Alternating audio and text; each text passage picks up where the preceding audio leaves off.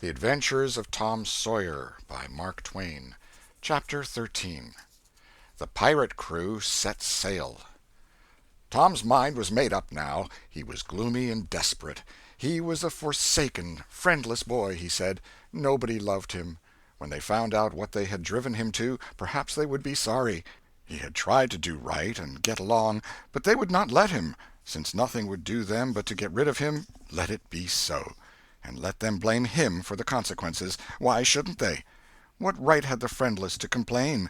Yes, they had forced him to it at last. He would lead a life of crime. There was no choice. By this time he was far down Meadow Lane, and the bell for school to "take up" tingled faintly upon his ear. He sobbed, now, to think he should never, never hear that old familiar sound any more. It was very hard, but it was forced on him. Since he was driven out into the cold world, he must submit. But he forgave them. Then the sobs came thick and fast. Just at this point he met his soul's sworn comrade, Joe Harper, hard-eyed, and with evidently a great and dismal purpose in his heart. Plainly here were two souls with but a single thought. Tom, wiping his eyes with his sleeve, began to blubber out something about a resolution to escape from hard usage and lack of sympathy at home by roaming abroad into the great world never to return, and ended by hoping that Joe would not forget him. But it transpired that this was a request which Joe had just been going to make of Tom, and had come to hunt him up for that purpose. His mother had whipped him for drinking some cream which he had never tasted and knew nothing about. It was plain that she was tired of him and wished him to go. If she felt that way, there was nothing for him to do but succumb. He hoped she would be happy, and never regret having driven her poor boy out into the unfeeling world to suffer and die. As the two boys walked sorrowing along, they made a new compact to stand by each other and be brothers, and never separate till death relieved them of their troubles. Then they began to lay their plans.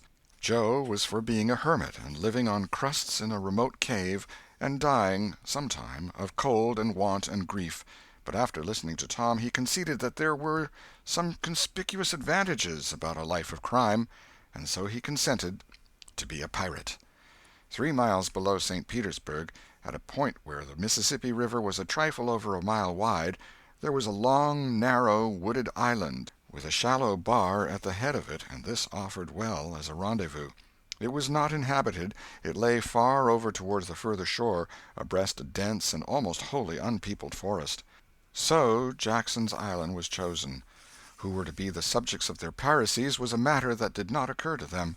Then they hunted up Huckleberry Finn, and he joined them promptly, for all careers were one to him. He was indifferent. They presently separated to meet at a lonely spot on the river bank 2 miles above the village at the favorite hour, which was midnight. There was a small log raft there which they meant to capture.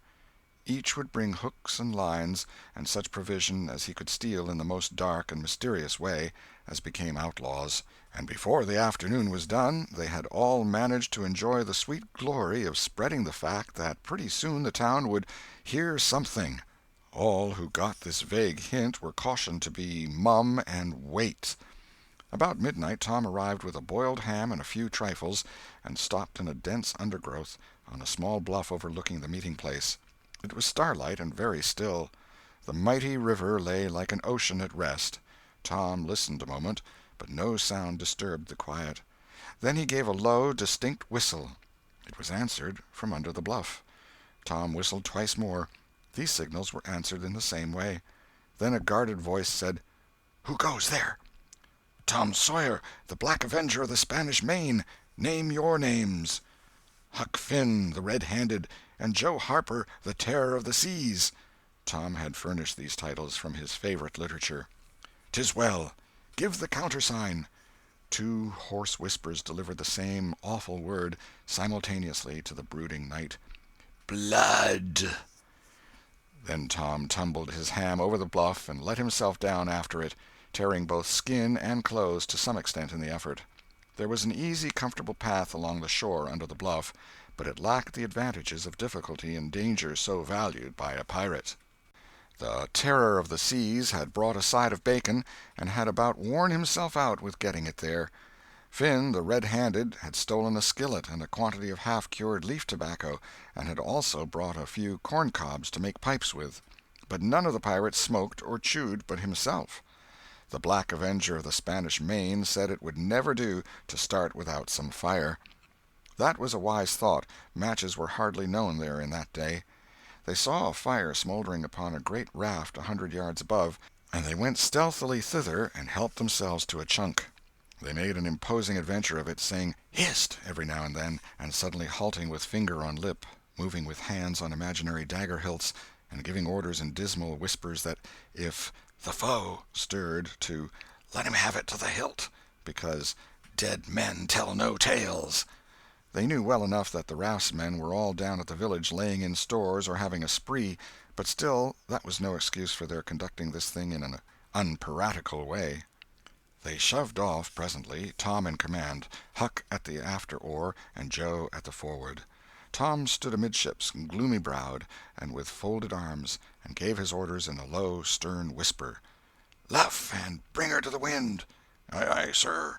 "Steady, steady." "Steady it is, sir." "Let her go off a point." "Point it is, sir." As the boys steadily and monotonously drove the raft toward midstream, it was no doubt understood that these orders were given only for style, and were not intended to mean anything in particular. "What sail's she carrying?" "Courses, topsails, and flying jib, sir." "Send the r'yals up. Lay out aloft there, half a dozen of ye, fore-topmansts'l. Lively now." "Aye, aye, sir." "Shake out that main t'gallantsail. Sheets and braces. Now, my hearties." "Aye, aye, sir." "Heel 'em a lee, hard a port. Stand by to meet her when she comes. Port, port, now, men, with a will. Steady." "Steady it is, sir." The raft drew beyond the middle of the river. The boys pointed her head right, and then lay on their oars. The river was not high, so there was not more than a 2 or 3 mile current. Hardly a word was said during the next 3/4 of an hour. Now the raft was passing before the distant town. 2 or 3 glimmering lights showed where it lay, peacefully sleeping, beyond the vague vast sweep of a star-gemmed water, unconscious of the tremendous event that was happening. The Black Avenger stood still with folded arms, looking his last upon the scene of his former joys and his later sufferings, and wishing she could see him now, abroad on the wild sea, facing peril and death with dauntless heart, going to his doom with a grim smile on his lips. It was but a small strain on his imagination to remove Jackson Island beyond eye-shot of the village, and so he "looked his last" with a broken and satisfied heart. The other pirates were looking their last, too, and they all looked so long that they came near letting the current drift them out of the range of the island, but they discovered the danger in time and made shift to avert it. About 2 o'clock in the morning the raft grounded on the bar 200 yards above the head of the island, and they waded back and forth until they had landed their freight. Part of the little raft's belongings consisted of an old sail, and this they spread over a nook in the bushes for a tent to shelter their provisions, but they themselves would sleep in the open air in good weather, as became outlaws. They built a fire against the side of a great log 20 or 30 steps within the somber depths of the forest, and then cooked some bacon in the frying-pan for supper, and used up half of the corn-pone stock they had brought. It seemed glorious sport to be feasting in that wild, free way in the virgin forest of an unexplored and uninhabited island, far from the haunts of men, and they said they never would return to civilization. The climbing fire lit up their faces and threw its ruddy glare upon the pillared tree-trunks of their forest temple, and upon the varnished foliage and festooning vines. When the last crisp slice of bacon was gone, and the last allowance of corn-pone devoured, the boys stretched themselves out on the grass, filled with contentment. They could have found a cooler place, but they would not deny themselves such a romantic feature as the roasting campfire. "Ain't it gay?" said Joe. "It's nuts," said Tom. "What would the boys say if they could see us?" "Say? Well, they'd just die to be here. Hey, Hucky?" "I reckon so," said Huckleberry. "Anyways, I'm suited. I don't want nothing better'n this.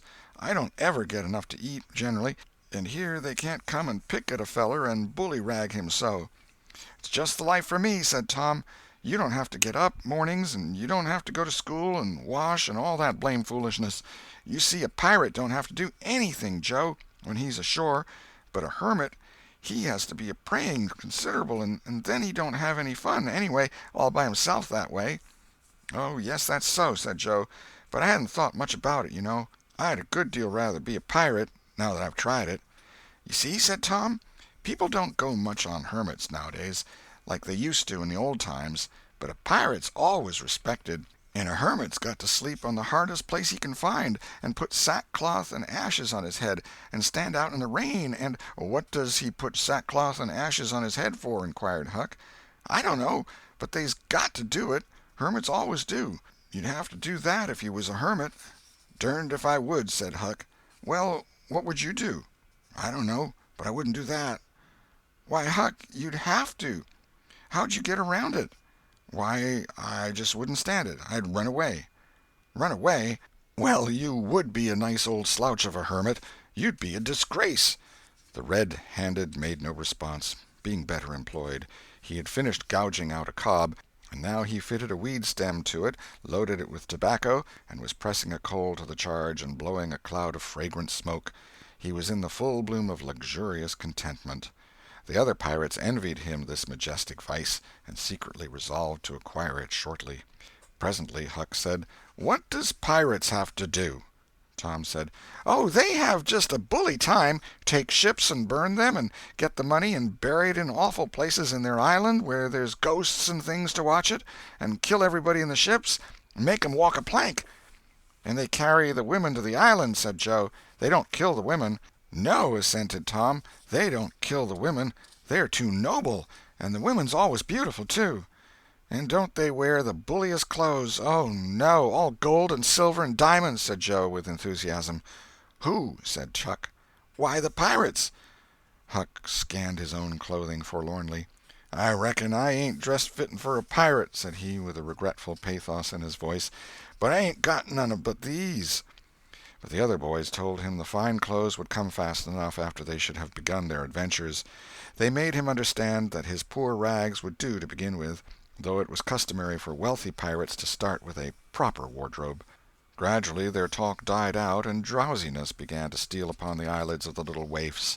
The pipe dropped from the fingers of the red-handed, and he slept the sleep of the conscience-free and the weary. The Terror of the Seas and the Black Avenger of the Spanish Main had more difficulty in getting to sleep. They said their prayers inwardly and lying down, since there was nobody there with authority to make them kneel and recite aloud. In truth, they had a mind not to say them at all, but they were afraid to proceed to such lengths at that, lest they might call down a sudden and special thunderbolt from heaven. Then at once they reached and hovered upon the imminent verge of sleep. But an intruder came, now, that would not down. It was conscience. They began to feel a vague fear that they had been doing wrong to run away, and next they thought of the stolen meat, and then the real torture came. They tried to argue it away by reminding conscience that they had purloined sweetmeats and apples scores of times, but conscience was not to be appeased by such thin plausibilities. It seemed to them in the end that there was no getting around the stubborn fact that taking sweetmeats was only hooking, while taking bacon and hams and such valuables was plain simple stealing, and there was a command against that in the Bible. So they inwardly resolved that so long as they remained in the business, their piracies should not again be sullied with the crime of stealing. Then conscience granted a truce, and these curiously inconsistent pirates fell peacefully to sleep. End of Chapter 13. Chapter 14. Happy Camp of the Freebooters. When Tom awoke in the morning, he wondered where he was. He sat up and rubbed his eyes and looked around. Then he comprehended. It was the cool, gray dawn, and there was a delicious sense of repose and peace in the deep, pervading calm and silence of the woods. Not a leaf stirred, not a sound obtruded upon great Nature's meditation. Beaded dewdrops stood upon the leaves and grasses, a white layer of ashes covered the fire, and a thin blue breath of smoke rose straight into the air. Joe and Huck still slept. Now, far away in the woods, a bird called. Another answered. Presently the hammering of a woodpecker was heard. Gradually the cool, dim gray of the morning whitened, and as gradually sounds multiplied and life manifested itself. The marvel of nature shaking off sleep and going to work unfolded itself to the musing boy. A little green worm came crawling over a dewy leaf, lifting two-thirds of his body into the air from time to time and sniffing around, then proceeding again, for he was measuring, Tom said, and when the worm approached him of its own accord, he sat as still as a stone, with his hopes rising and falling by turns, as the creature still came toward him or seemed inclined to go elsewhere. And when at last it considered a painful moment with its curved body in the air and then came decisively down upon Tom's leg and began journeying over him, his whole heart was glad, for that meant that he was going to have a new suit of clothes, without the shadow of a doubt a gaudy piratical uniform. Now a procession of ants appeared, from nowhere in particular, and went about their labors. One struggled manfully by with a dead spider 5 times as big as itself in its arms, and lugged it straight up a tree trunk. A brown-spotted ladybug climbed the dizzy height of a grass-blade, and Tom bent down close to it and said, "Ladybug, ladybug, fly away home. Your house is on fire, your children's alone." And she took wing and went off to see about it, which did not surprise the boy, for he knew of old that this insect was credulous about conflagrations, and he had practised upon its simplicity more than once. A tumble-bug came next, heaving sturdily at its ball, and Tom touched the creature to see it shut its legs against its body and pretend to be dead. The birds were fairly rioting by this time. A catbird, the northern mocker, lit in a tree over Tom's head, and trilled out her imitations of her neighbors in a rapture of enjoyment. Then a shrill jay swept down, a flash of blue flame, and stopped on a twig almost within the boy's reach, cocked his head to one side and eyed the strangers with a consuming curiosity. A gray squirrel and a big fellow of the fox kind came scurrying along, sitting up at intervals to inspect and chatter at the boys, for the wild things had probably never seen a human being before and scarcely knew whether to be afraid or not. All nature was wide awake and stirring now. Long lances of sunlight pierced down through the dense foliage far and near, and a few butterflies came fluttering upon the scene. Tom stirred up the other pirates, and they all clattered away with a shout, and in a minute or two were stripped and chasing after and tumbling over each other in the shallow limpid water of the white sandbar. They felt no longing for the little village sleeping in the distance beyond the majestic waste of water. A vagrant current, or a slight rise in the river, had carried off their raft, but this only gratified them, since its going was something like burning the bridge between them and civilization. They came back to camp wonderfully refreshed, glad-hearted, and ravenous, and they soon had the campfire blazing up again. Huck found a spring of clear cold water close by, and the boys made cups of broad oak or hickory leaves, and felt that water, sweetened with such wildwood charm as that, would be a good enough substitute for coffee. While Joe was slicing bacon for breakfast, Tom and Huck asked him to hold on a minute. They stepped to a promising nook in the river bank and threw in their lines. Almost immediately they had reward. Joe had not had time to get impatient before they were back again with some handsome bass, a couple of sun-perch, and a small catfish, provisions enough for quite a family. They fried the fish with the bacon, and were astonished, for no fish had ever seemed so delicious before. They did not know that the quicker a fresh-water fish is on the fire after it is caught the better he is, and they reflected little upon what a sauce open-air sleeping, open-air exercise, bathing, and a large ingredient of hunger makes, too. They lay around in the shade after breakfast while Huck had a smoke, and then went off through the woods on an exploring expedition. They tramped gaily along over decaying logs, through tangled underbrush, among solemn monarchs of the forest, hung from their crowns to the ground with a drooping regalia of grapevines. Now and then they came upon snug nooks carpeted with grass and jeweled with flowers. They found plenty of things to be delighted with, but nothing to be astonished at. They discovered that the island was about 3 miles long and 1/4 of a mile wide, and that the shore it lay closest to was only separated from it by a narrow channel hardly 200 yards wide.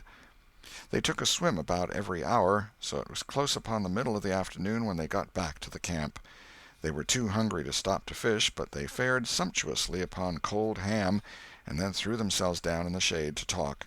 But the talk soon began to drag, and then died. The stillness, the solemnity that brooded in the woods, and the sense of loneliness began to tell upon the spirits of the boys. They fell to thinking. A sort of undefined longing crept upon them. This took dim shape presently. It was budding homesickness. Even Finn, the red-handed, was dreaming of his doorsteps and empty hogsheads. But they were all ashamed of their weakness, and none was brave enough to speak his thought. For some time now the boys had been dully conscious of a particular sound in the distance, just as one sometimes is of the ticking of a clock which he takes no distinct note of. But now this mysterious sound became more pronounced and forced a recognition. The boys started, glanced at each other, and then each assumed a listening attitude. There was a long silence, profound and unbroken, and then a deep sullen boom came floating down out of the distance. "What is it?" exclaimed Joe under his breath. "I wonder," said Tom in a whisper. "'Tain't thunder," said Huckleberry in an awed tone, "'cause thunder—" "Hark!" said Tom. "Listen, don't talk." They waited a time that seemed an age, and then the same muffled boom troubled the solemn hush. "Let's go and see." They sprang to their feet and hurried to the shore toward the town. They parted the bushes on the bank and peered out over the water. The little steam ferry-boat was about a mile below the village, drifting with the current. Her broad deck seemed crowded with people. There was a great many skiffs rowing about or floating with the stream in the neighborhood of the ferry-boat, but the boys could not determine what the men in them were doing. Presently a great jet of white smoke burst from the ferry-boat's side, and as it expanded and rose in a lazy cloud, that same dull throb of sound was borne to the listeners again. "I know now!" exclaimed Tom. "Somebody's drownded." "That's it," said Huck. "They done that last summer when Bill Turner got drownded. They shoot a cannon over the water, and that makes him come up to the top." "Yes, and they take loaves of bread and put quicksilver in 'em and set 'em afloat, and wherever there's anybody that's drownded they'll float right there and stop." "Yes, I've heard about that," said Joe. "I wonder what makes the bread do that." "Oh, it ain't the bread so much," said Tom. "I reckon it's mostly what they say over it before they start it out." "But they don't say anything over it," said Huck. "I've seen 'em, and they don't." "Well, that's funny," said Tom. "But maybe they say it to themselves." "Of course they do. Anybody might know that." The other boys agreed that there was reason in what Tom said, because an ignorant lump of bread, uninstructed by an incantation, could not be expected to act very intelligently when sent upon an errand of such gravity. "By jings, I wish I was over there now," said Joe.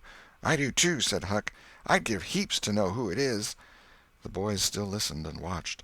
Presently a revealing thought flashed through Tom's mind, and he exclaimed, "Boys, I know who's drownded. It's us!" They felt like heroes in an instant. Here was a gorgeous triumph. They were missed. They were mourned. Hearts were breaking on their account. Tears were being shed.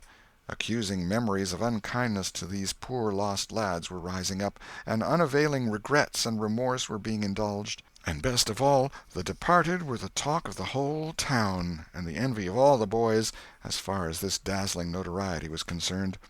This was fine. It was worth while to be a pirate after all. As twilight drew on, the ferry-boat went back to her accustomed business, and the skiffs disappeared. The pirates returned to camp. They were jubilant with vanity over their new grandeur and the illustrious trouble they were making. They caught fish, cooked supper and ate it, and then fell to guessing at what the village was thinking and saying about them, and the pictures they drew of the public distress on their account were gratifying to look upon from their point of view. But when the shadows of night closed them in, they gradually ceased to talk, and sat gazing into the fire, with their minds evidently wandering elsewhere. The excitement was gone, now, and Tom and Joe could not keep back thoughts of certain persons at home who were not enjoying this fine frolic as much as they were. Misgivings came. They grew troubled and unhappy. A sigh or two escaped unawares. By and by Joe timidly ventured upon a roundabout feeler as to how the others might look upon a return to civilization. Not right now, but— Tom withered him with derision. Huck, being uncommitted as yet, joined in with Tom, and the waverer quickly explained, and was glad to get out of the scrape with as little taint of chicken-hearted homesickness clinging to his garments as he could. Mutiny was effectually laid to rest for the moment. As the night deepened, Huck began to nod and presently to snore. Joe followed next. Tom lay upon his elbow motionless for some time, watching the two intently. At last he got up cautiously on his knees and went searching among the grass and the flickering reflections flung by the campfire. He picked up and inspected several large semi-cylinders of the thin white bark of a sycamore, and finally chose two which seemed to suit him. Then he knelt by the fire and painfully wrote something upon each of these with his red keel. One he rolled up and put in his jacket pocket, and the other he put in Joe's hat and removed it to a little distance from the owner.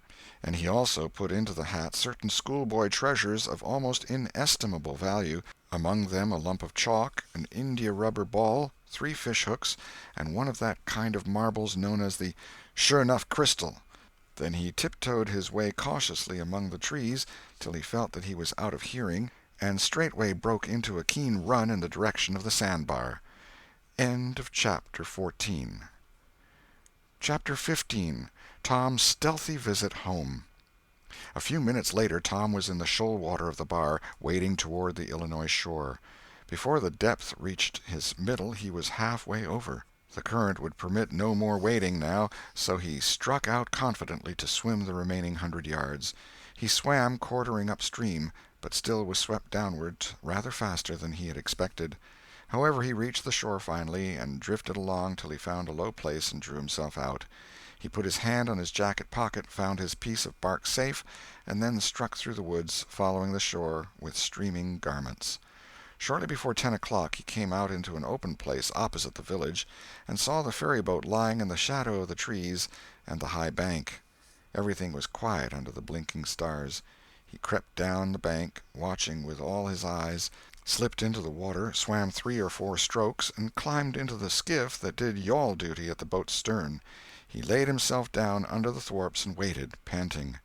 Presently the cracked bell tapped, and a voice gave the order to cast off. A minute or two later the skiff's head was standing high up against the boat's swell, and the voyage was begun. Tom felt happy in his success, for he knew it was the boat's last trip for the night. At the end of a long 12 or 15 minutes the wheel stopped, and Tom slipped overboard and swam ashore in the dusk, landing 50 yards downstream, out of danger of possible stragglers. He flew along unfrequented alleys, and shortly found himself at his aunt's back fence. He climbed over, approached the L, and looked in at the sitting-room window, for a light was burning there. There sat Aunt Polly, Sid, Mary, and Joe Harper's mother, grouped together, talking. They were by the bed, and the bed was between them and the door.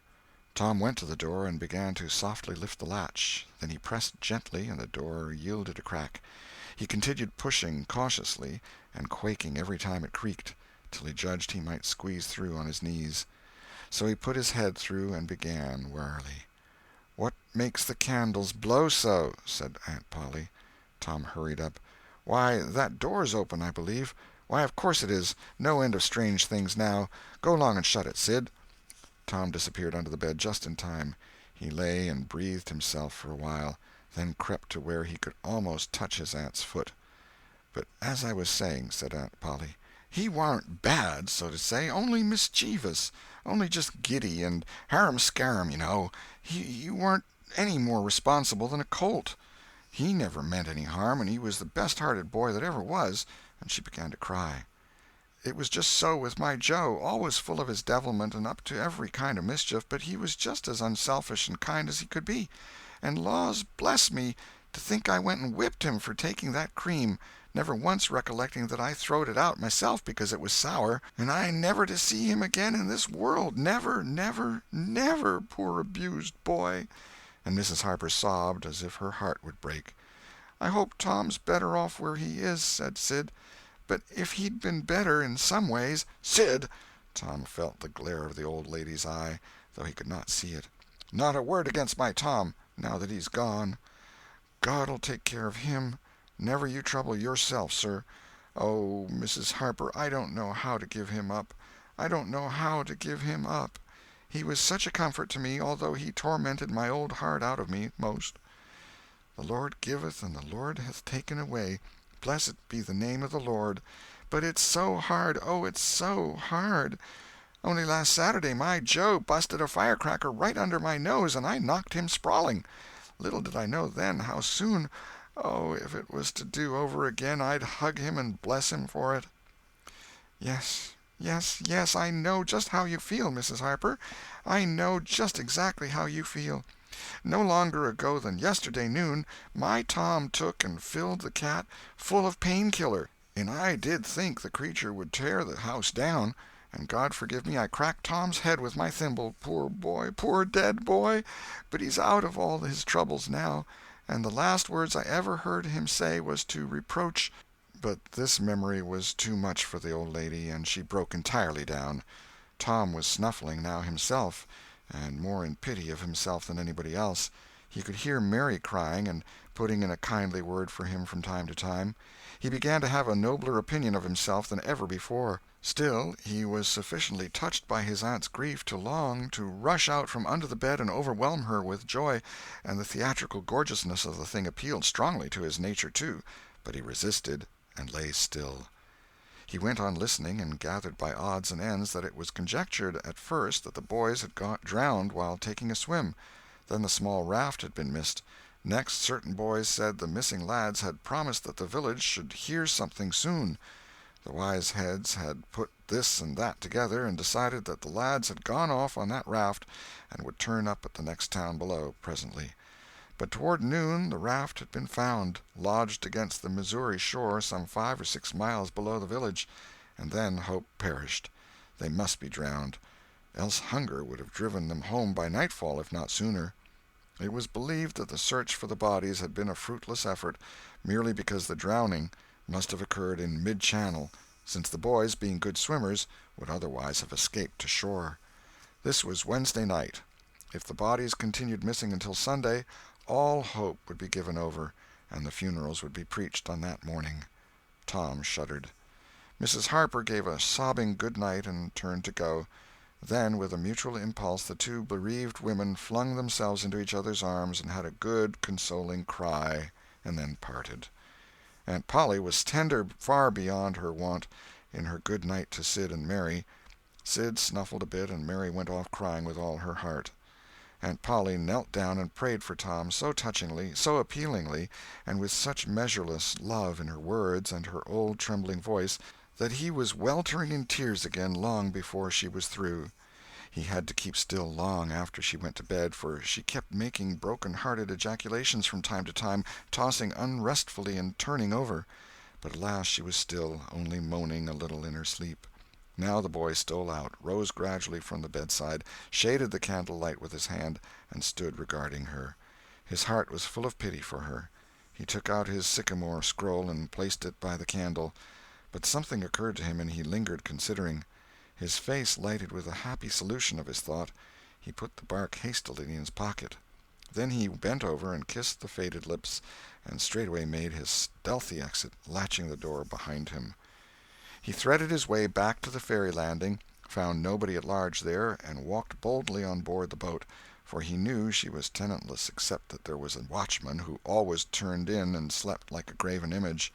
He untied the skiff at the stern, slipped into it, and was soon rowing cautiously upstream. When he had pulled a mile above the village, he started quartering across and bent himself stoutly to his work. He hit the landing on the other side neatly, for this was a familiar bit of work for him. He was moved to capture the skiff, arguing that it might be considered a ship and therefore a legitimate prey for a pirate, but he knew a thorough search would be made for it, and that might end in revelations. So he stepped ashore and entered the wood. He sat down and took a long rest, torturing himself meantime to keep awake, and then started warily down the home stretch. The night was far spent. It was broad daylight before he found himself fairly abreast the island bar. He rested again until the sun was well up and gilding the great river with its splendor, and then he plunged into the stream.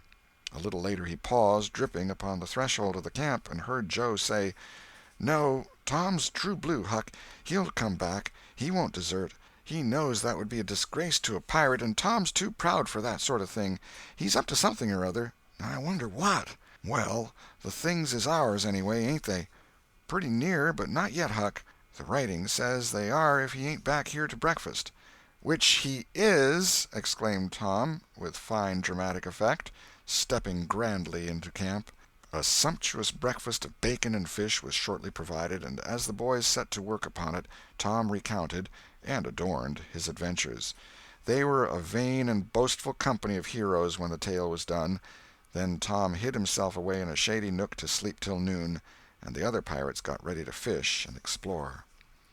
End of Chapter 15. Chapter 16. First Pipes. I've Lost My Knife.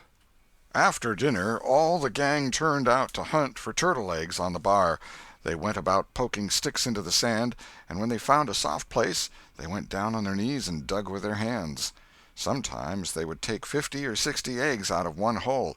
They were perfectly round, white things, a trifle smaller than an English walnut. They had a famous fried egg feast that night, and another on Friday morning.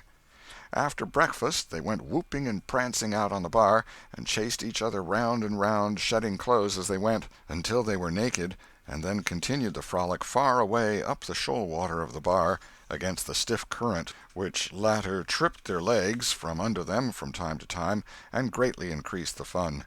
And now and then they stooped in a group and splashed water in each other's faces with their palms, gradually approaching each other with averted faces to avoid the strangling sprays, and finally gripping and struggling till the best man ducked his neighbor, and then they all went under in a tangle of white legs and arms, and came up blowing, sputtering, laughing, and gasping for breath at one and the same time. When they were well exhausted, they would run out and sprawl on the dry, hot sand, and lie there and cover themselves up with it, and by break from the water again and go through the original performance once more. Finally it occurred to them that their naked skin represented flesh-colored tights very fairly, so they drew a ring in the sand and had a circus, with 3 clowns in it, for none would yield this proudest post to his neighbor. Next they got their marbles and played knucks and ring-taw and keeps till that amusement grew stale. Then Joe and Huck had another swim, but Tom would not venture, because he found that in kicking off his trousers he had kicked his string of rattlesnake rattles off his ankle, and he wondered how he had escaped cramp so long without the protection of this mysterious charm. He did not venture again until he had found it, and by that time the other boys were tired and ready to rest. They gradually wandered apart, dropped into the dumps, and fell to gazing longingly across the wide river to where the village lay drowsing in the sun. Tom found himself writing Becky in the sand with his big toe. He scratched it out and was angry with himself for his weakness. But he wrote it again, nevertheless.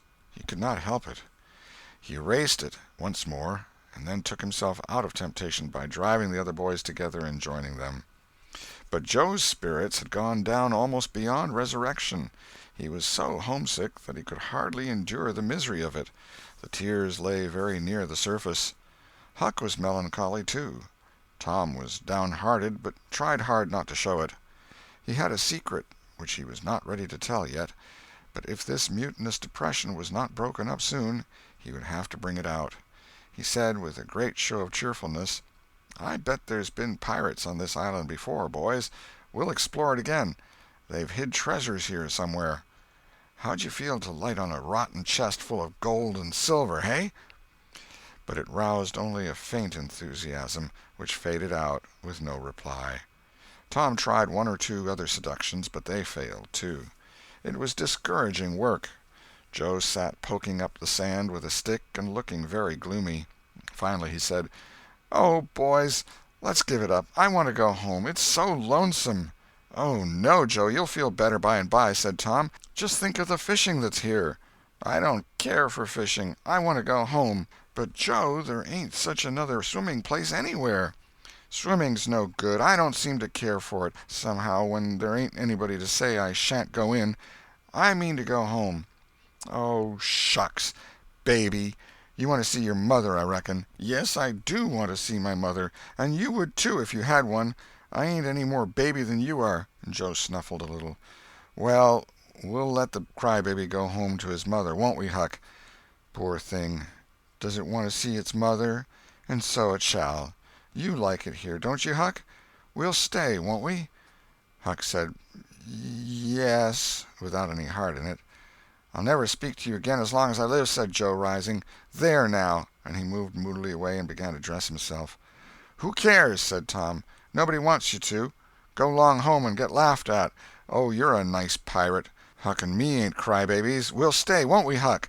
Let him go if he wants to. I reckon we can get along without him, p'raps." But Tom was uneasy, nevertheless, and was alarmed to see Joe go sullenly on with his dressing. And then it was discomforting to see Huck eyeing Joe's preparations so wistfully and keeping up such an ominous silence. Presently, without a parting word, Joe began to wade off toward the Illinois shore. Tom's heart began to sink. He glanced at Huck. Huck could not bear the look and dropped his eyes. And then he said, "I want to go too, Tom. It was getting so lonesome anyway, and now it'll be worse. Let's us go too, Tom."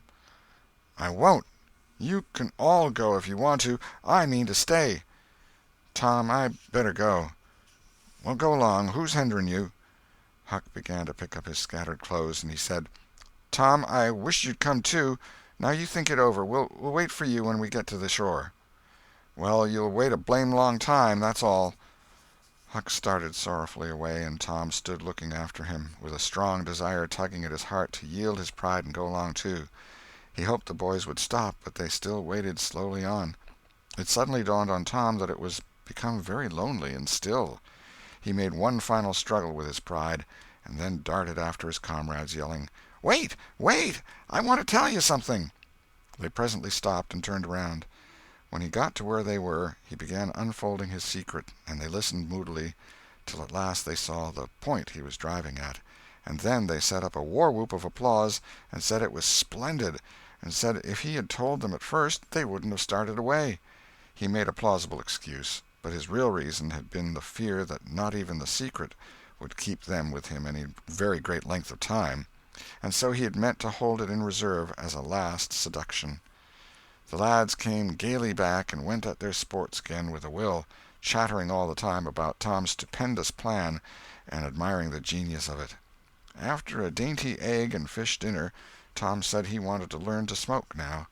Joe caught at the idea and said he would like to try too. So Huck made pipes and filled them. These novices had never smoked anything before but cigars made of grapevine, and they bit the tongue and were not considered manly anyway.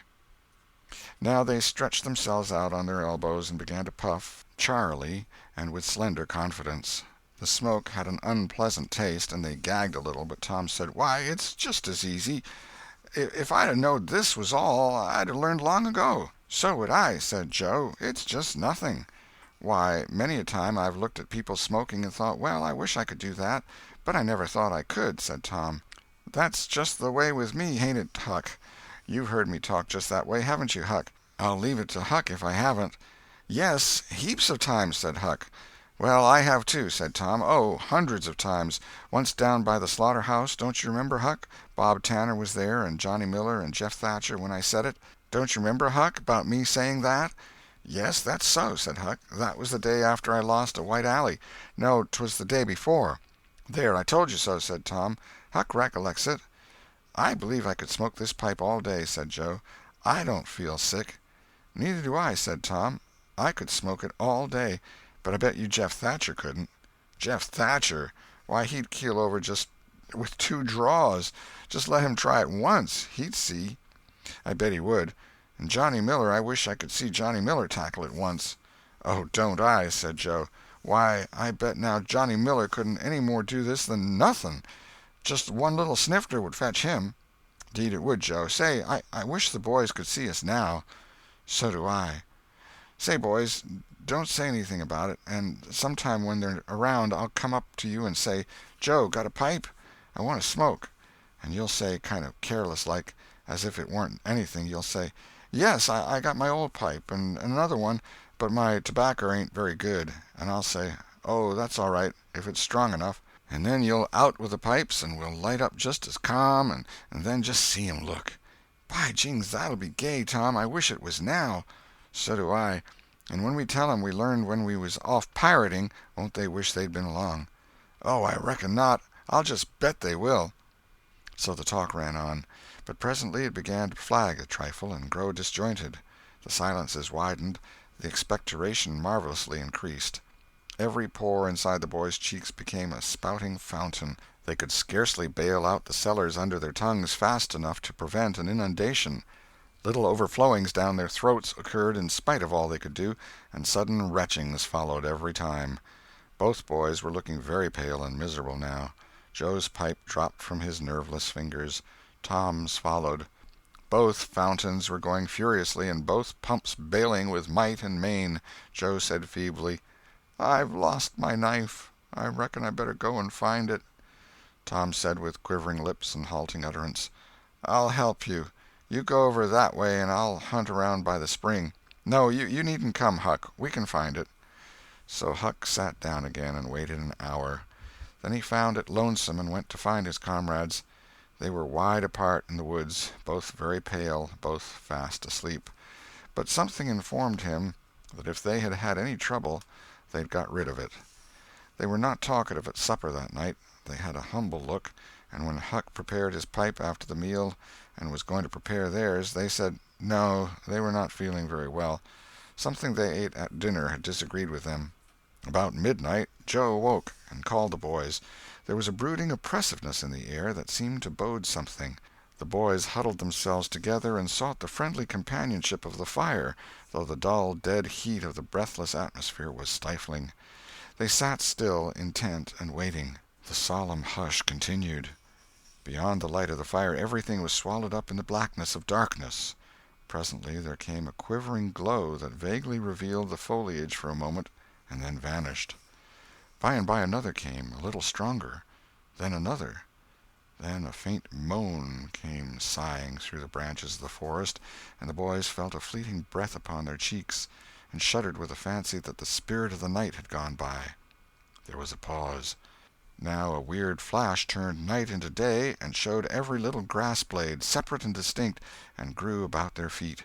And it showed 3 white startled faces, too. A deep peal of thunder went rolling and tumbling down the heavens, and lost itself in sullen rumblings in the distance. A sweep of chilly air passed by, rustling all the leaves and snowing the flaky ashes broadcast about the fire. Another fierce glare lit up the forest, and an instant crash followed that seemed to rend the tree-tops right over the boys' heads. They clung together in terror in the thick gloom that followed. A few big raindrops fell pattering upon the leaves. "Quick, boys, go for the tent!" exclaimed Tom.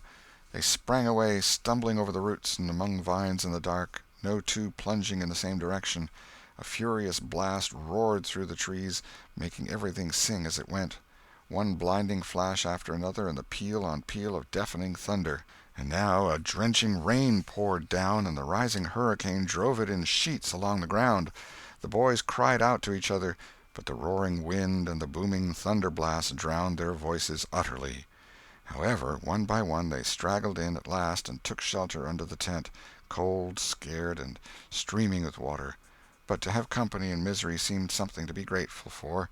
They could not talk, the old sail flapped so furiously, even if the other noises would have allowed them.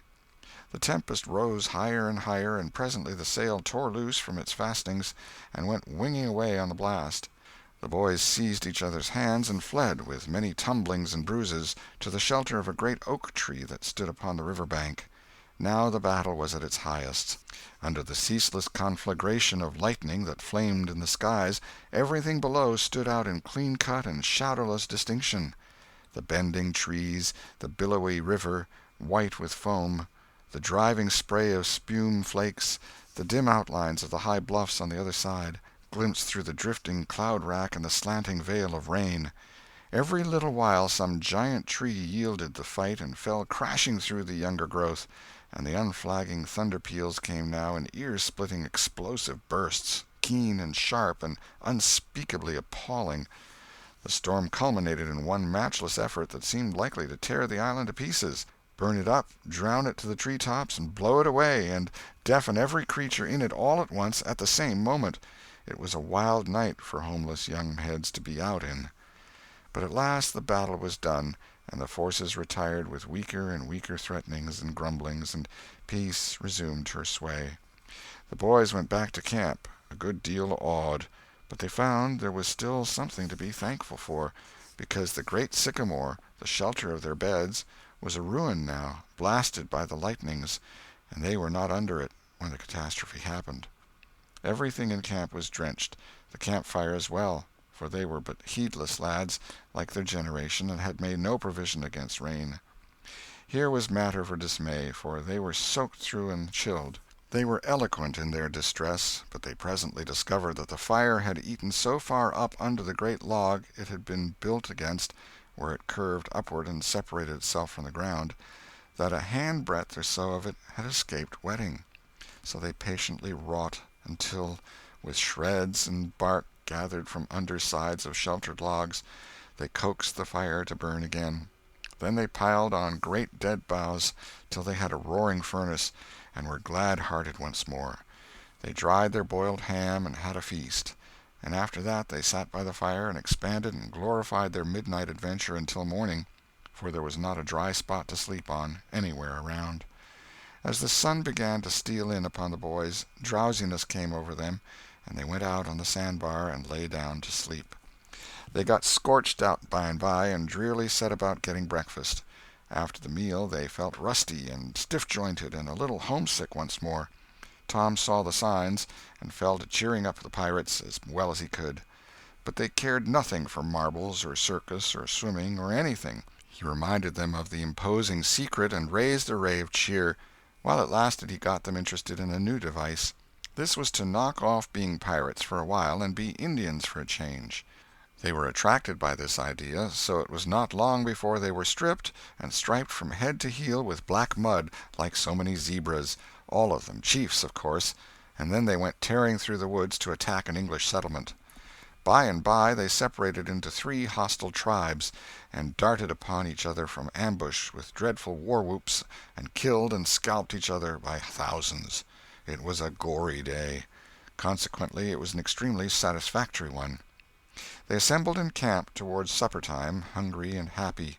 But now a difficulty arose. Hostile Indians could not break the bread of hospitality together without first making peace, and this was a simple impossibility without smoking a pipe of peace. There was no other process that they ever had heard of. 2 of the savages almost wished they had remained pirates. However, there was no other way. So, with such show of cheerfulness as they could muster, they called for the pipe, and took their whiff as it passed in due form. And behold, they were glad they had gone into savagery, for they had gained something. They found that they could now smoke a little without having to go and hunt for a lost knife. They did not get sick enough to be seriously uncomfortable. They were not likely to fool away this high promise for lack of effort. No, they practiced cautiously, after supper, with right fair success, and so they spent a jubilant evening. They were prouder and happier in their new acquirement than they would have been in the scalping and skinning of the 6 nations. We will leave them to smoke and chatter and brag, since we have no further use for them at present. End of Chapter 16. Chapter 17. Pirates at Their Own Funeral. But there was no hilarity in the little town that same tranquil Saturday afternoon. The Harpers and Aunt Polly's family were being put into mourning, with great grief and many tears.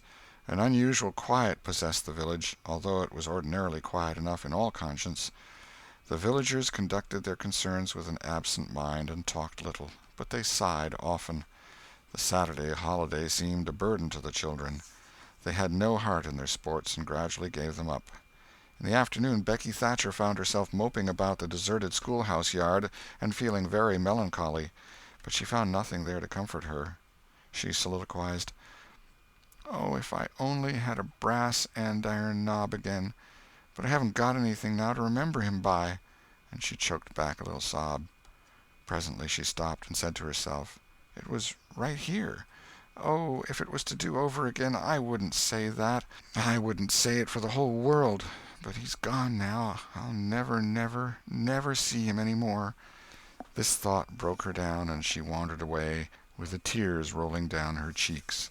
Then quite a group of boys and girls playmates of Tom's and Joe's, came by, and stood looking over the paling fence and talking in reverent tones of how Tom did so-and-so the last time they saw him, and how Joe said this and that small trifle, pregnant with awful prophecy, as they could easily see now, and each speaker pointed out the exact spot where the lost lad stood at the time, and then added something like, "And I was a-standing just so, just as I am now, and as if you was him, I was as close as that, and he smiled just this way, and then something seemed to go all over me, like awful, you know, and I never thought what it meant, of course, but I can see now." Then there was a dispute about who saw the dead boys last in life, and many claimed that dismal distinction, and offered evidences more or less tampered with by the witness. And when it was ultimately decided who did see the departed last, and exchanged the last words with them, the lucky parties took upon themselves a sort of sacred importance, and were gaped at and envied by all the rest. One poor chap, who had no other grandeur to offer, said, with tolerably manifest pride in the remembrance, "Well, Tom Sawyer, he licked me once." But that bid for glory was a failure. Most of the boys could say that, and so that cheapened the distinction too much. The group loitered away, still recalling memories of the lost heroes in awed voices. When the Sunday-school hour was finished the next morning, the bell began to toll instead of ringing in the usual way. It was a very still Sabbath, and the mournful sound seemed in keeping with the musing hush that lay upon nature. The villagers began to gather, loitering a moment in the vestibule to converse in whispers about the sad event. But there was no whispering in the house, only the funereal rustling of dresses as the women gathered to their seats disturbed the silence there. None could remember when the little church had been so full before. There was finally a waiting pause, an expectant dumbness, and then Aunt Polly entered, followed by Sid and Mary, and they by the Harper family, all in deep black, and the whole congregation, the old minister as well, rose reverently and stood until the mourners were seated in the front pew. There was another communing silence, broken at intervals by muffled sobs, and then the minister spread his hands abroad and prayed. A moving hymn was sung, and the text followed, "I am the resurrection and the life." As the service proceeded, the clergyman drew such pictures of the graces, the winning ways, and the rare promise of the lost lads, that every soul there, thinking he recognized these pictures, felt a pang in remembering that he had persistently blinded himself to them always before, and had as persistently seen only faults and flaws in the poor boys. The minister related many a touching incident in the lives of the departed, too, which illustrated their sweet, generous natures, and the people could easily see now how noble and beautiful those episodes were, and remembered with grief that at the time they occurred they had seemed rank rascalities, well deserving of the cowhide. The congregation became more and more moved as the pathetic tale went on, till at last the whole company broke down and joined the weeping mourners in a chorus of anguished sobs, the preacher himself giving way to his feelings and crying in the pulpit. There was a rustle in the gallery which nobody noticed. A moment later the church door creaked. The minister raised his streaming eyes above his handkerchief and stood transfixed. First one, and another pair of eyes followed the minister's, and then almost with one impulse the congregation rose and stared while the three dead boys came marching up the aisle, Tom in the lead, Joe next, and Huck, a ruin of drooping rags, sneaking sheepishly in the rear. They had been hid in the unused gallery, listening to their own funeral sermon. Aunt Polly, Mary, and the Harpers threw themselves upon their restored ones, smothered them with kisses, and poured out thanksgivings, while poor Huck stood abashed and uncomfortable, not knowing exactly what to do or where to hide from so many unwelcoming eyes. He wavered and started to slink away, but Tom seized him and said, "Aunt Polly, it ain't fair. Somebody's got to be glad to see Huck." "And so they shall. I'm glad to see him, poor motherless thing." And the loving attentions Aunt Polly lavished upon him were the one thing capable of making him more uncomfortable than he was before. Suddenly the minister shouted at the top of his voice, "Praise God, from whom all blessings flow! Sing, and put your hearts in it!" And they did. Old Hundred swelled up with a triumphant burst, and while it shook the rafters, Tom Sawyer the pirate looked around upon the envying juveniles about him and confessed in his heart that this was the proudest moment of his life. As the souled congregation trooped out, they said they would almost be willing to be made ridiculous again to hear Old Hundred sung like that once more. Tom got more cuffs and kisses that day, according to Aunt Polly's varying moods, than he had earned before in a year, and he hardly knew which expressed the most gratefulness to God and affection for himself. End of Chapter 17. Chapter 18. Tom reveals his dream secret. That was Tom's great secret, the scheme to return home with his brother pirates and attend their own funerals. They had paddled over to the Missouri shore on a log at dusk on Saturday, landing 5 or 6 miles below the village. They had slept in the woods at the edge of the town till nearly daylight, and had then crept through back lanes and alleys and finished their sleep in the gallery of the church among a chaos of invalided benches. At breakfast Monday morning, Aunt Polly and Mary were very loving to Tom, and very attentive to his wants. There was an unusual amount of talk. In the course of it, Aunt Polly said, "Well, I don't say it wasn't a fine joke, Tom, to keep everybody suffering most a week so you boys had a good time, but it is a pity you could be so hard-hearted as to let me suffer so. If you could have come over on a log to go to your funeral, you could have come over and give me a hint some way that you warn't dead but only run off." "Yes, you could have done that, Tom," said Mary, "and I believe you would if you had thought of it." "Would you, Tom?" said Aunt Polly, her face lightening wistfully. "Say now, would you if you'd thought of it?" Well, I don't know. 'Twould have spoiled everything." "Tom, I hoped you loved me that much," said Aunt Polly with a grieved tone that discomforted the boy. "It would have been something if you'd cared enough to think of it, even if you didn't do it." "Now, Auntie, that ain't any harm," pleaded Mary. "It's only Tom's giddy way. He's always in such a rush that he never thinks of anything." "More's the pity. Sid would have thought, and Sid would have come and done it, too. Tom, you'll look back some day when it's too late, and wish you'd cared a little more for me when it would have cost you so little." "Now, Auntie, you know I do care for you," said Tom. "I'd know it better if you acted more like it." "I wish now I'd thought," said Tom with a repentant tone. "But I dreamed about you anyway. That's something, ain't it?" "It ain't much. A cat does that much. But it's better than nothing. What did you dream?" "Why, Wednesday night I dreamt that you was sitting over there by the bed, and Sid was sitting by the wood-box, and Mary next to him." "Well, so we did. So we always do. I'm glad your dreams could take even that much trouble about us. And I dreamt that Joe Harper's mother was here." "Why, she was here. Did you dream any more?" "Oh, lots, but it's so dim now." "Well, try to recollect, can't you?" "Somehow it seems to me that the wind blowed, Try harder, Tom. The wind did blow something. Come." Tom pressed his fingers to his forehead an anxious minute, and then said, I've got it now. It blowed the candle." "Mercy on us. Go on, Tom, go on." "And it seems to me that you said, 'Why, I believe that door—'" "Go on, Tom." "Just let me study a moment. Just a moment. Oh, yes, you said you believed the door was open." "As I'm sitting here, I did. Didn't I, Mary? Go on." "And then, well, I won't be certain, but it seems like as if you made Sid go and— Well, what did I make him do, Tom? What did I make him do?" "You made him— you— oh, you made him shut it." "Well, for land's sake, I never heard the beat of that in all my days. Don't tell me there ain't anything in dreams any more. Serenity Harper shall know of this before I'm an hour older. I'd like to see her get around this with her rubbage about superstition. Go on, Tom."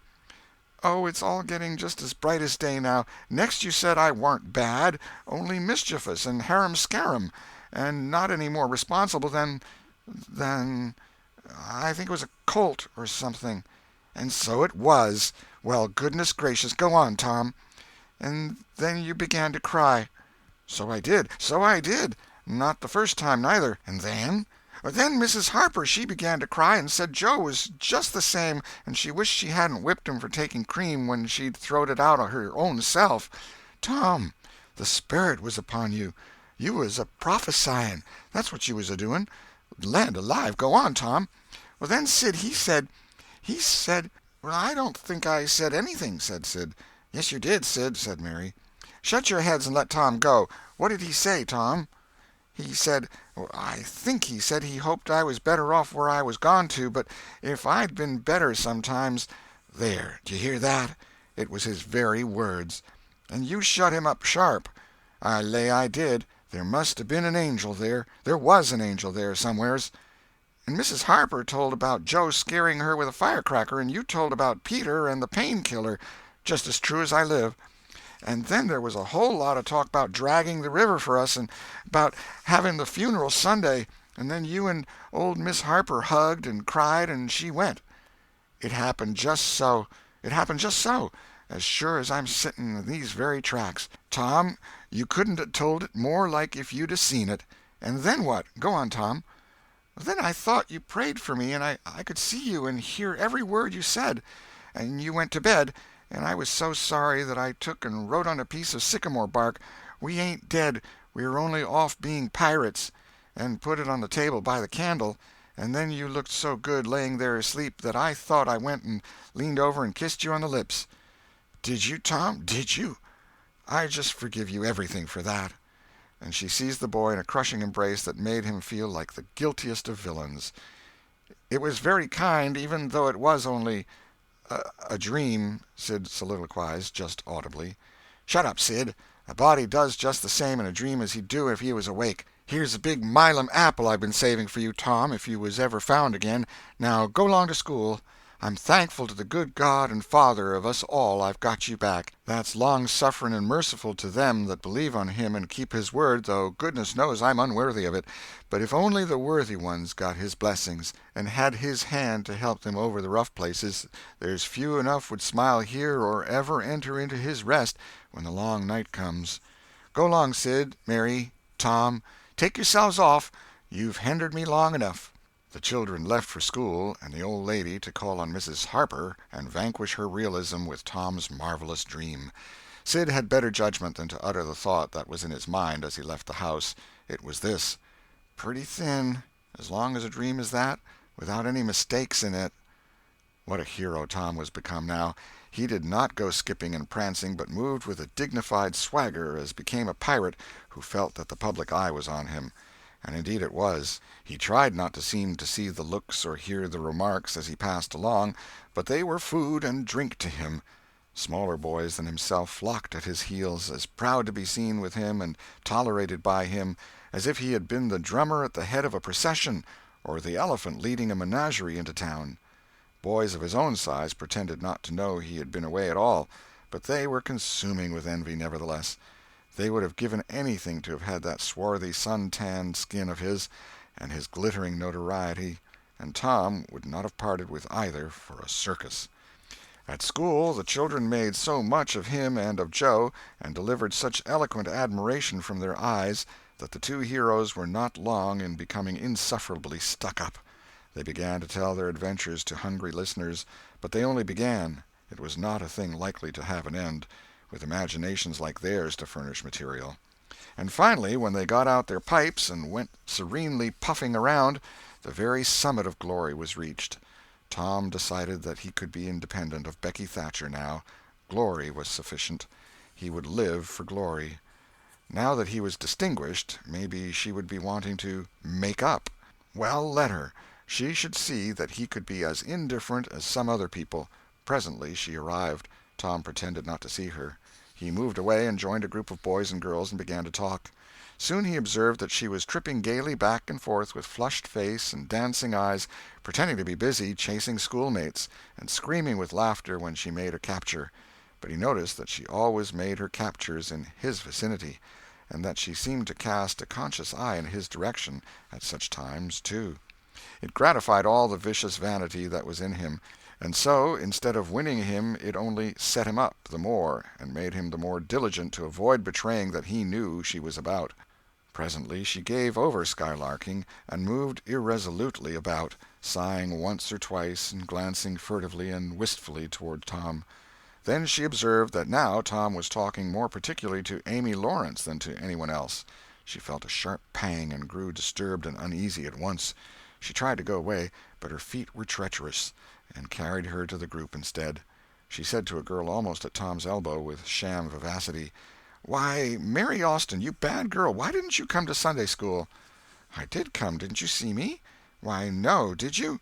Where did you sit?" "I was in Miss Peters' class, where I always go. I saw you." "Did you? Why, it's funny I didn't see you. I wanted to tell you about the picnic." "Oh, that's jolly. Who's going to give it?" "My ma's going to let me have one." "Oh, goody. I hope she'll let me come." "Well, she will. The picnic's for me. She'll let anybody come that I want, and I want you." "That's ever so nice. When is it going to be?" "By and by. Maybe about vacation."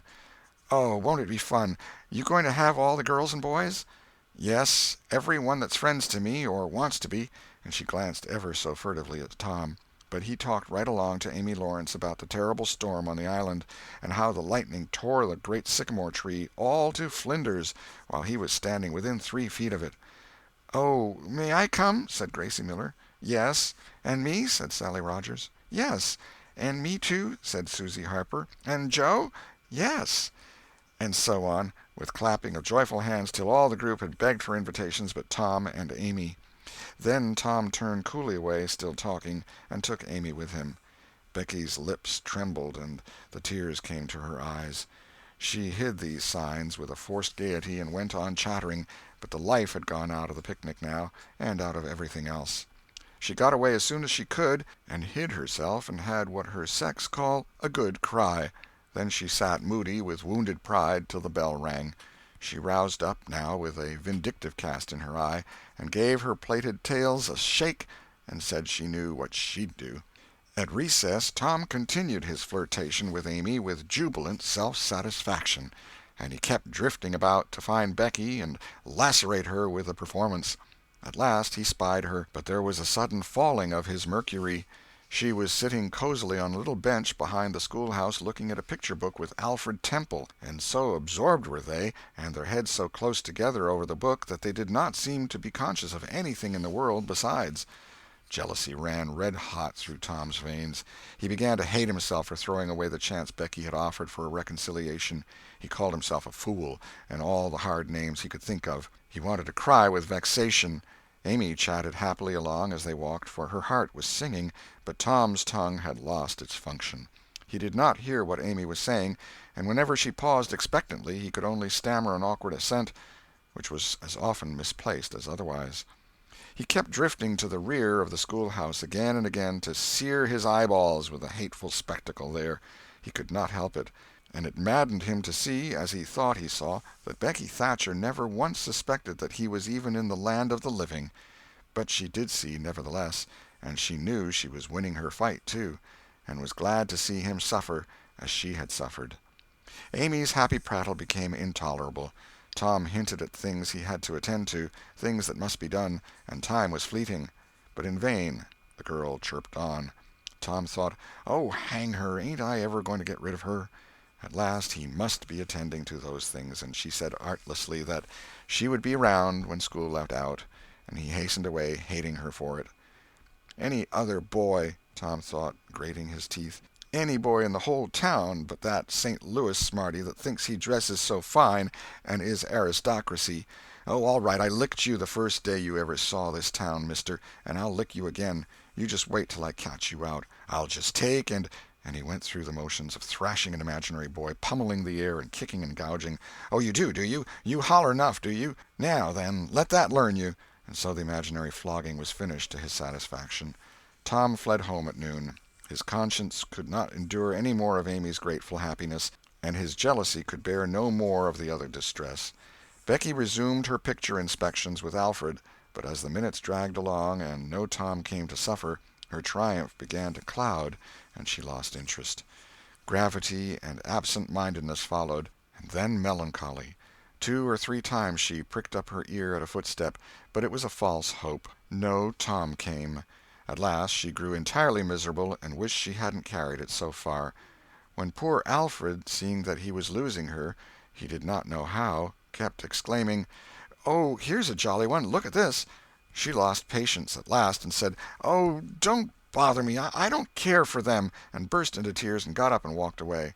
Alfred dropped alongside and was going to try to comfort her, but she said, "Go away and leave me alone, can't you? I hate you!" So the boy halted, wondering what he could have done, for she had said she would look at pictures all through the nooning, and she walked on crying. Then Alfred went musing into the deserted schoolhouse. He was humiliated and angry. He easily guessed his way to the truth. The girl had simply made a convenience of him, to vent her spite upon Tom Sawyer. He was far from hating Tom the less when this thought occurred to him. He wished there was some way to get that boy into trouble without much risk to himself. Tom's spelling-book fell under his eye. Here was his opportunity. He gratefully opened to the lesson for the afternoon and poured ink upon the page. Becky, glancing in at a window behind him at the moment, saw the act and moved on without discovering herself. She started homeward now, intending to find Tom and tell him. Tom would be thankful, and their troubles would be healed. Before she was halfway home, however, she had changed her mind. The thought of Tom's treatment of her when she was talking about her picnic came scorching back and filled her with shame. She resolved to let him get whipped on the damaged spelling-book's account, and to hate him forever into the bargain. End of Chapter 18. Chapter 19. The Cruelty of "I Didn't Think." Tom arrived at home in a dreary mood, and the first thing his aunt said to him showed him that he had brought his sorrows to an unpromising market. "Tom, I've a notion to skin you alive." "Auntie, what have I done?" "Well, you've done enough. Here I go over to Serenity Harper like an old softy, expecting I'm going to make her believe all that rubbish about that dream, when lo and behold you, she'd found out from Joe that you was over here and heard all the talk we had that night. Tom, I don't know what is to become of a boy that will act like that. It makes me feel so bad to think that you could let me go to Serenity Harper and make such a fool of myself and never say a word." This was a new aspect of the thing. His smartness of the morning had seemed to Tom a good joke before, and very ingenious. It merely looked mean and shabby now. He hung his head and could not think of anything to say for a moment. Then he said, "Auntie, I wished I hadn't done it, but I didn't think." "Oh, child, you never think. You never think of anything but your own selfishness. You could think to come all the way over here from Jackson's Island in the night to laugh at our troubles, and you could think to fool me with a lie about a dream, but you couldn't ever think to pity us and save us from sorrow." "Auntie, I know now it was mean, but I didn't mean it to be mean. I didn't, honest. And besides, I didn't come over here to laugh at you that night." "What did you come for, then?" "It was to tell you not to be uneasy about us, because we hadn't got drownded." "Tom, Tom, I would be the thankfulest soul in this world if I could believe you ever had as good a thought as that. But you know you never did, and I know it, Tom." Indeed, I did, Auntie. I wish I may never stir if I didn't." "Oh, Tom, don't lie. Don't do it. It only makes things 100 times worse." "It ain't a lie, Auntie. It's the truth. I wanted to keep you from grieving. That was all that made me come." "I'd give the whole world to believe that. It would cover up a power of sins, Tom. I'd most be glad you'd run off and acted so bad. But it ain't reasonable. Because why didn't you tell me, child?" "Why, you see, when you got to talking about the funeral, I just got all full of the idea of our coming and hiding in the church, and I couldn't somehow bear to spoil it. So I just put the bark back in my pocket and kept mum." "What bark?" "The bark I wrote on to tell you we'd gone pirating. I wish now you'd waked up when I kissed you. I do, honest." The hard lines in his aunt's face relaxed, and a sudden tenderness dawned in her eyes. "Did you kiss me, Tom?" "Why, yes, I did." "Are you sure you did, Tom?" "Why, yes, I did, Auntie, certain sure." "What did you kiss me for, Tom?" "Because I loved you so, and you laid there moaning, and I was so sorry." The words sounded like truth. The old lady could not hide a tremor in her voice when she said, "Kiss me again, Tom, and be off with you to school now, and don't bother me any more." The moment he was gone, she ran to a closet and got out the ruin of a jacket which Tom had gone pirating in. Then she stopped, with it in her hand, and said to herself, "No, I don't dare. Poor boy, I reckon he'd lied about it. But it's a blessed, blessed lie. There's such a comfort come from it. I hope the Lord, I know the Lord will forgive him, because it was such good-heartedness in him to tell it. But I don't want to find out it's a lie. I won't look." She put the jacket away and stood by, musing a minute. Twice she put out her hand to take the garment again, and twice she refrained. Once more she ventured, and this time she fortified herself with the thought, "It's a good lie. It's a good lie. I won't let it grieve me."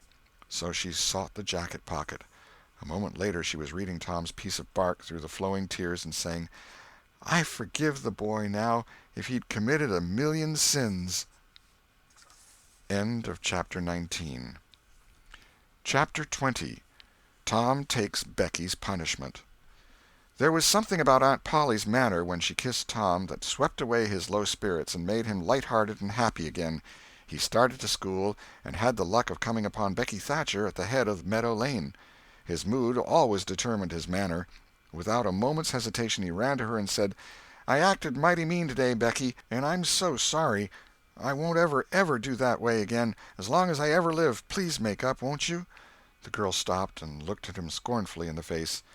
"I'll thank you to keep yourself to yourself, Mr. Thomas Sawyer. I'll never speak to you again." She tossed her head and passed on. Tom was so stunned that he had not even presence of mind enough to say, "Who cares, Miss Smarty?" until the right time to say it had gone by. So he said nothing. But he was in a fine rage, nevertheless. He moped into the schoolyard wishing she were a boy and imagining how he would trounce her if she were. He presently encountered her and delivered a stinging remark as he passed. She hurled one in return, and the angry breach was complete. It seemed to Becky, in her hot resentment, that she could hardly wait for school to take in, she was so impatient to see Tom flogged for the injured spelling-book. If she had had any lingering notion of exposing Alfred Temple, Tom's offensive fling had driven it entirely away. Poor girl, she did not know how fast she was nearing trouble herself. The master, Mr. Dobbins, had reached middle age with an unsatisfied ambition. The darling of his desires was to be a doctor, but poverty had decreed that he should be nothing higher than a village schoolmaster. Every day he took a mysterious book out of his desk and absorbed himself in it at times when no classes were reciting. He kept that book under lock and key.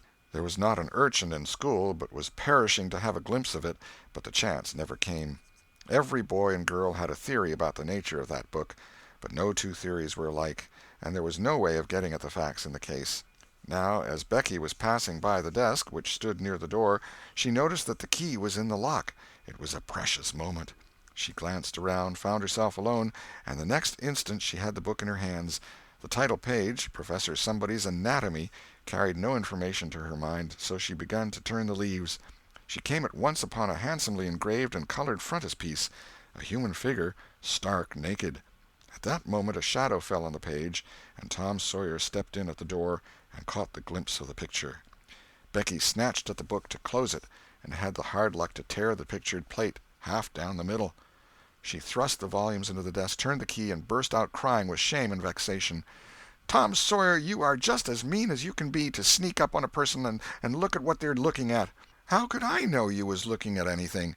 You ought to be ashamed of yourself, Tom Sawyer. You know you're going to tell on me, and what shall I do? What shall I do? I'll be whipped, and I never was whipped in school." Then she stamped her little foot and said, "Be so mean if you want to.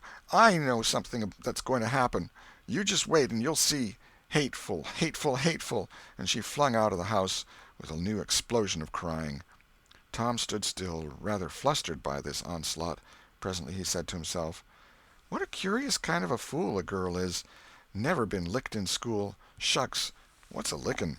That's just like a girl. They're so thin-skinned and chicken-hearted. Well, of course I ain't going to tell old Dobbins on this little fool, because there's other ways of getting even on her that ain't so mean. But what of it? Old Dobbins will ask who it was tore his book. Nobody'll answer. Then he'll do just the way he always does, ask first one and then t'other, and when he comes to the right girl he'll know it, without any telling. Girls' faces always tell on them. They ain't got any backbone. She'll get licked. Well, it's a kind of a tight place for Becky Thatcher, because there ain't any way out of it." Tom conned the thing a moment longer, and then added, "All right, though. She'd like to see me in such a fix. Let her sweat it out." Tom joined the mob of skylarking scholars outside. In a few moments the master arrived, and school took in. Tom did not feel a strong interest in his studies. Every time he stole a glance at the girls' side of the room, Becky's face troubled him.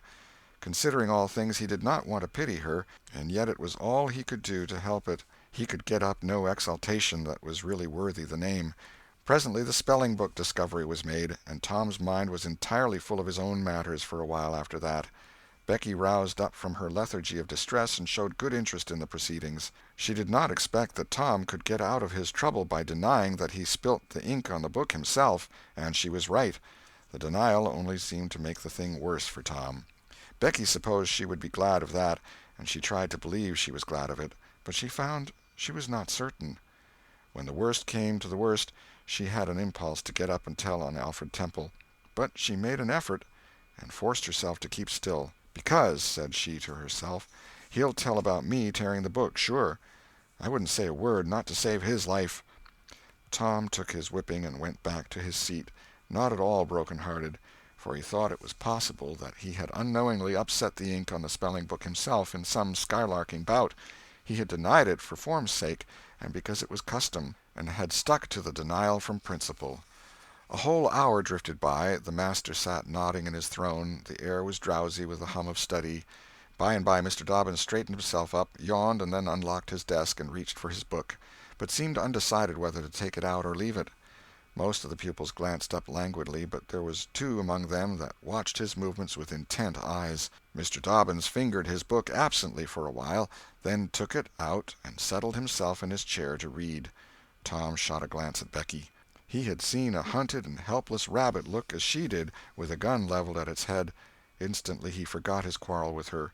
Quick, something must be done in a flash, too. But the very imminence of the emergency paralyzed his invention. Good, he had an inspiration. He would run and snatch the book, spring through the door, and fly. But his resolution shook for one little instant, and the chance was lost. The master opened the volume. If Tom only had the wasted opportunity back again. Too late. There was no help for Becky now, he said. The next moment the master faced the school. Every eye sank under his gaze. There was that in it which smote even the innocent with fear. There was silence while one might count 10. The master was gathering his wrath. Then he spoke. "Who tore this book?" There was not a sound. One could have heard a pin drop. The stillness continued. The master searched face after face for signs of guilt. "Benjamin Rogers, did you tear this book?" A denial. Another pause. "Joseph Harper, did you?" Another denial. Tom's uneasiness grew more and more intense under the slow torture of these proceedings. The master scanned the ranks of boys, considered a while, then turned to the girls. "Amy Lawrence." A shake of the head. "Gracie Miller." The same sign. "Susan Harper, did you do this?" Another negative. The next girl was Becky Thatcher. Tom was trembling from head to foot, with excitement and a sense of hopelessness of the situation. "Rebecca Thatcher." Tom glanced at her face. It was white with terror. "Did you tear—" "No, look me in the face." Her hands rose in appeal. "Did you tear this book?" A thought shot like lightning through Tom's brain. He sprang to his feet and shouted, "I done it!" The school stared in perplexity at this incredible folly. Tom stood a moment to gather his dismembered faculties, and when he stepped forward to go to his punishment, the surprise, the gratitude, the adoration that shone upon him out of poor Becky's eyes seemed pay enough for 100 floggings. Inspired by the splendor of his own act, he took without an outcry the most merciless flaying that even Mr. Dobbins had ever administered, and also received with indifference the added cruelty of a command to remain 2 hours after school should be dismissed. For he knew who would wait for him outside till his captivity was done, and not count the tedious time as loss, either. Tom went to bed that night planning vengeance against Alfred Temple, for with shame and repentance Becky had told him all, not forgetting her own treachery. But even the longing for vengeance had to give way soon to pleasanter musings, and he fell asleep at last, with Becky's latest words lingering dreamily in his ear. "Tom, how could you be so noble?"